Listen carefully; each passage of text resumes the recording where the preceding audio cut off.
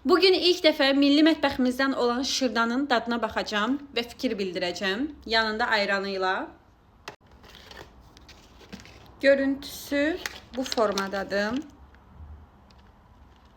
İçində limon, yarım soğan, belə bir xüsusi sosu var və şırdanın özü.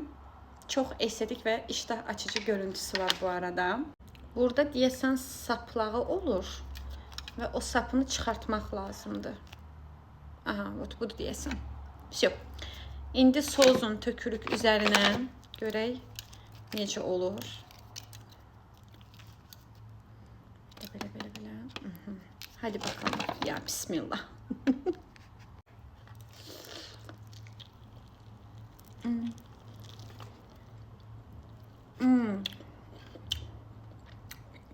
Qəşəngdir.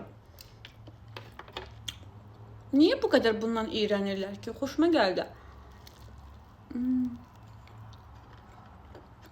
Baxın, içində belə düyü var və ədviyyatlar var. Aşırı acılıdır bu arada. Aşırı. Amma xoşuma gəldi. Təbii ki, zarafat eləyirəm. Şırdan bizim mətbəxə yox, Türk mətbəxinə aiddir.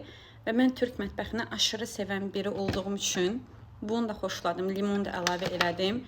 Bunu da əslində əlavə eləyirlər, amma bilmirəm, bundan aşırı yandıracaq, amma yemək yeyək, görək necə olur.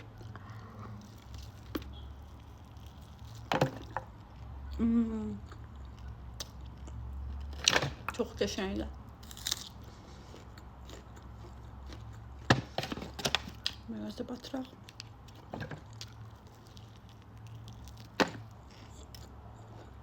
Aşırı yandırır, amma çox qəşəngdir.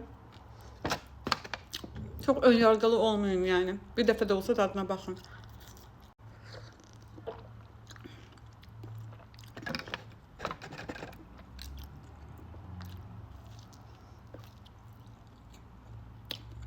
Beğendim. Aşırı beğendim. Ama doymadım. Yani çok açsızsa en az 2-3 tane sipariş verin. Ama çok lezzetlidir. Niyə iyrənirlər bilmirəm. Bəlkə də görüntüsündən dolayı ola bilər, amma dadı çox qəşəngdir. Deyəsən tərkibi şeydir bunun. Qoyunun bağırsağından nədənsə hazırlanır bunun üstü. İçi də düyüdür. Yəni çox belə qorxulu, dəhşət, bərbad bir şey deyil. Qoxusu da yoxdur. Yəni yaxşıdır. Xoşuma gəldi. Çox qəşəngdir.